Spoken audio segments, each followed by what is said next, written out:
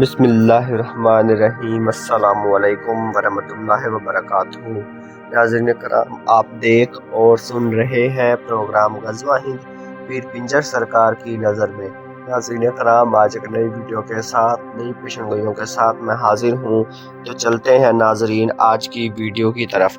ناظرین کرام، پیر صاحب کہتے ہیں کہ زرداری جیل جائے گا، پیسے بھی دے گا، ہاں لیکن سندھ کا ریموٹ کنٹرول ساتھ لے جائے گا۔ بلاول بھی گرفتار ہوگا، مولانا فضل الرحمان اور حکومت میں علیحدگی۔ گورنر پنجاب کا آرمی چیف کو خط، امریکہ کے کہنے پر خزانہ خالی، 1 ماہ میں ملکی خزانے سے $6 ارب غائب ہو گئے۔ میر صادق اور میر جعفر کے کہنے پر $6 ارب غائب کیے ہیں۔ پاکستان کی عوام کے لیے خوشخبری، پاکستان ٹوٹنے کے لیے نہیں بنا، پاکستان تاریخ بدلنے کے لیے بنا ہے۔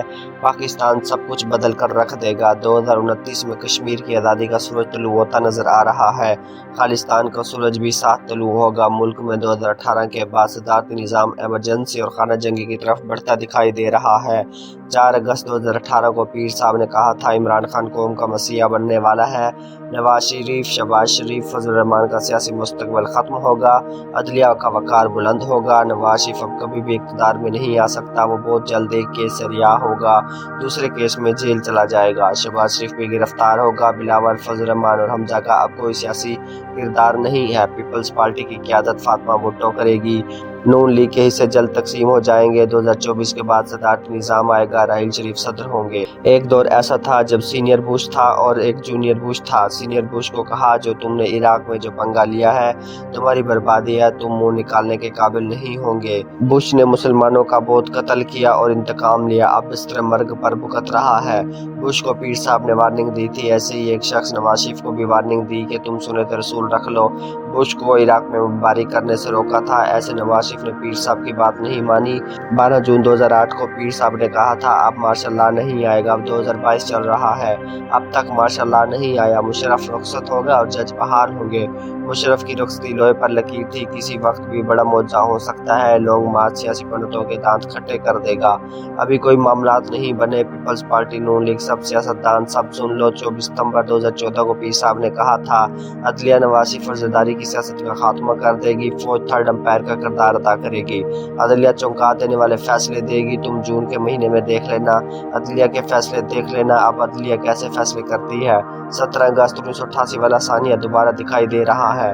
پاکستان بہت جلد اسلامی فلاحی مملکت بنے گا۔ پیر صاحب نے لال رنگ کا بکرا اللہ کی راہ میں صبح کے وقت ذبح کیا تاکہ پاکستان میں اللہ تعالیٰ سرداری نظام لے کر آئیں، اللہ تعالیٰ سب مسلمانوں کی بھلائی کرے۔ نواز شریف، فضل الرحمان اور زرداری کی سیاست کو عدلیہ ادھر ادھر کر دے گی، تاریخ ساز فیصلے ہوں گے، عدلیہ ہر مجرم کو گھیرے گی اور اس کو کٹہرے میں لے کر آئے گی۔ جتنی باتیں یہ کر رہے ہیں، نیب پر جو پابندی لگائی، ان کی غلط فہمی ہے، پہلے تو ان کو سپریم کورٹ نہیں چھوڑے گی۔ نیب بہت تیزی کے ساتھ دوبارہ جلوہ افروز ہوگی، پاکستان کے اقتدار پر جو چور بیٹھے ہیں ان پر اپنا شکنجہ مضبوط کرے گی، ان چوروں کو کسی صورت بھی نہیں چھوڑے گی۔ جب ہم نے ڈنڈا اٹھا لیا تو نہ ثناء اللہ نظر آئے گا نہ پولیس نظر آئے گی۔ سب ریٹائر جنرلوں نے لانگ مارچ میں شمولیت اختیار کی۔ عمران خان کا لانگ مارچ اب کس جگہ جائے گا؟ عمران خان کی جان کو خطرہ ہے۔ شہباز شریف کی الٹی گنتی شروع، 1 جون سے یہ الٹی گنتی شروع۔ حمزہ شہباز کی بھی الٹی گنتی شروع، زرداری کی الٹی گنتی بھی شروع۔ تحریک انصاف کا جب قافلہ ڈی چوک پہنچا تو وہاں کیا ہوا، شاہ محمود قریشی نے سب بتا دیا۔ لانگ مارچ میں پی ٹی آئی کے کارکن پر جوش تھے۔ مریم نواز کا پریس کانفرنس کے دوران ایک اور جھوٹ پکڑا گیا، تاریخی شرمندگی اٹھانی پڑی۔ پنجاب پولیس نے لانگ مارچ پر شرمناک حرکت کی، لوگوں کو پل سے نیچے پھینک دیا۔ عمران خان کے ڈی چوک پر پہنچنے سے پہلے حالات کشیدہ ہو گئے تھے، بہت زیادہ شیلنگ کی گئی، ریڈ زون پر داخلہ برداشت نہیں کیا۔ رانا ثناء اللہ کو مراد سعید کا کھلا چیلنج، جو حکومت آئین کے ساتھ نہیں آئی وہ ایسے ہتھ کنڈے استعمال کرتی ہے۔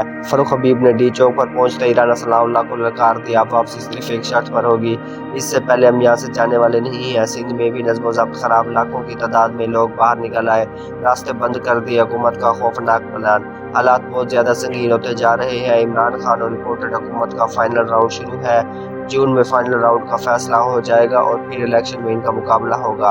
امپورٹڈ حکومت نے بہت سارے الو سیدھے کر لیے، اپنے کیسز ختم کر دیے، الیکٹران ووٹنگ مشین والے معاملات بھی ٹھیک کر دیے، اوورسیز پاکستانیوں کو ووٹ کا حق بھی ختم کر دیا، کافی سارے الو ٹھیک کر لیے ہیں۔ اب یہ عمران خان کو باندھ رہے ہیں، عمران خان کو باندھ کر یہ حکومت سے نکلیں گے تاکہ بعد میں عمران خان ان کے خلاف کچھ نہ کر پائے۔ بل بھی پیش کر دیا اور منظور بھی کروا لیا۔ ये पीटीआई वाले मुंह देखते रह गए। इससे अच्छा था आज इन्होंने बिल पेश किया, बंदे रोड पर आकर लॉन्ग मार्च का नारा लगा देते, शहबाज शरीफ सीधा घर जाता, इसके पांव लड़खड़ा जाते। मरियम नवाज का मुस्तकबिल अब तारीख है, डूब चुका है। इसकी सहर इस सूरत मुमकिन है, अपने बाप की कुर्बानी दे और चचा का सदका दे। 29 दिसंबर 1996 को पीर साहब ने तसाब के लिए चिल्ला काटना शुरू कर दिया था। शब मिराज की रात एक बोरी काली मिर्चों के साथ मुराकबे में चले गए। चिले के बाद इलेक्शन मुलतवी हो गए। असरात यकम जनवरी से शुरू होंगे। करप्ट सियासतदानों को नाअहल करार दिया जाएगा और बहुत सख्ती तसाब होगा। नैब ऐसे नहीं बनी थी, इस पर बहुत मेहनत हुई, बहुत मुश्किलें हुई। आलमी जंग 2034 में होती नजर आ रही है। नबी करीम सल्लल्लाहु अलैहि वसल्लम के दौर में एक शख्स ने बारिश की निकासी का पाइप गली की तरफ लगाया था। किसी ने इस शख्स की शिकायत आप सल्लल्लाहु अलैहि वसल्लम से की कि लोग नमाज के लिए आते हैं, इनके कपड़े खराब होते हैं। नबी करीम सल्लल्लाहु अलैहि वसल्लम ने हुक्म दिया कि इस पाइप को दूसरी तरफ लगाओ, तो इस शख्स ने पाइप को थोड़ा सा दूसरी तरफ कर दिया। कोई फायदा तो ना हुआ, बारिश आए तो लोग फिर परेशान। फिर हुजूर सल्लल्लाहु अलैहि वसल्लम की बारगाह में अर्ज की कि पाइप को बस थोड़ा सा हटाया गया है। शिकारी अपनी शिकार की ताक में खड़े हैं, 6 दिन में इमरजेंसी नाफिज हो सकती है। क्योंकि शिकारी अपनी ताक में खड़े हैं, लॉन्ग मार्च को क्यों खत्म किया गया, अंदर की बात सामने आ गई। ये इमरजेंसी तो लगेगी, शिकारी अपना शिकार नहीं जाने देते। ये जो हुआ है, शिकारियों ने पाइप वहाँ ही रखा है, वहाँ से हिलाया नहीं है। नबी करीम सल्लल्लाहु अलैहि वसल्लम के दौर की तरह के मामला पाकिस्तान में दोहराए जा रहे हैं। अब अल्लाह ही कारसाज है, अल्लाह ही मुश्किल कुशा है, अल्लाह ही मदद करने वाला है। अल्लाह पाकिस्तान पर मेहरबानी करे। इमरान खान का लॉन्ग मार्च खत्म करने के बाद हुकूमत को 6 दिन की डेडलाइन दे दी। पंजाब पुलिस की शर्मनाक हरकत, बदतरीन शेलिंग की गई, लोगों को पुल से नीचे फेंका गया। इमरान खान कश्तियां जलाकर लॉन्ग मार्च के लिए निकला था। मुल्क के मुस्तकबिल का फैसला होने वाला है। मीर जाफर और मीर सादिक ने बहुत भारी हाथ रखा है। अगर ये बंदे के बच्चे ना बने, मामला ठीक ना हुए तो एम्बेसियां जल जाएंगी। जब मक्का शरीफ पर दहशतगर्दों ने हमला किया तो तब भी एम्बेसियां जला दी गई। अब पाकिस्तान में भी ऐसे मामला होते नजर आ रहे हैं। मुल्क की सियासी सूरत-ए-हाल बदतरीन है। सबका वजीर आजम ने किसी से कोई बातचीत नहीं करनी। मरियम नवाज का असद कैसर से राब्ता। मरियम नवाज कहती है, जैसे अमरीकी फौज को महफूज रास्ता दिया गया, हमें भी ऐसे रास्ता दो, हम पर मेहरबानी फरमाओ। कुव्वत ने हार मान ली, कप्तान डट गया, कप्तान को फोन कॉल आ गई। ऐसे ना करो, ये बात बेहतर नहीं है, हमें 4 दिन हुकूमत करने दो। कप्तान ने कहा, अब ऐसा नहीं हो सकता, बस असम्बलियाँ टूटी हुई नजर आनी चाहिए। असम्बलियाँ तुम्हें टूटी हुई नजर आएंगी, लेकिन इनको बजट पेश करने दो, नैब के मामला भी करने दो। इन्होंने नैब के पर भी काट दिए हैं, तो ये जो सोच रहे हैं वैसा नहीं होगा। निगरान वजीर आजम भी तुम देख लेना, इनको निगरान वजीर आजम बनाने दो। कप्तान मैदान में आ गया, हुकूमत ने फौज को तलब कर लिया। फौज का प्रेशर, श्री मजारी के रिहाई का फोन पेशावर से आया। श्री मजारी को लेकर जाने वाली गाड़ी वापस मोड़ आई। पाकिस्तान की तारीख में 5 टॉप बेहतरीन जनरलों की नवाज शरीफ से मुखालफत की वजह सामने आ गई। 80 साल रिटायर्ड जनरल अली खान ने कप्तान की लॉन्ग मार्च में शिरकत क्यों की? नवाज शरीफ ने इनको बहुत बड़े बड़े इंजेक्शन लगाए थे, जैसे कारगिल के मुहाज पर नवाज शरीफ ने 2 लाख फौज को फंसवा दिया। नाज़रीन कराम, मैं उम्मीद करता हूँ आज की वीडियो आपको बेहद पसंद आई होगी। आज के लिए इतना ही। मजीद ऐसी वीडियोस देखने के लिए देखते रहिए प्रोग्राम ग़ज़वा हिंद पीर पिंजर सरकार की नज़र में।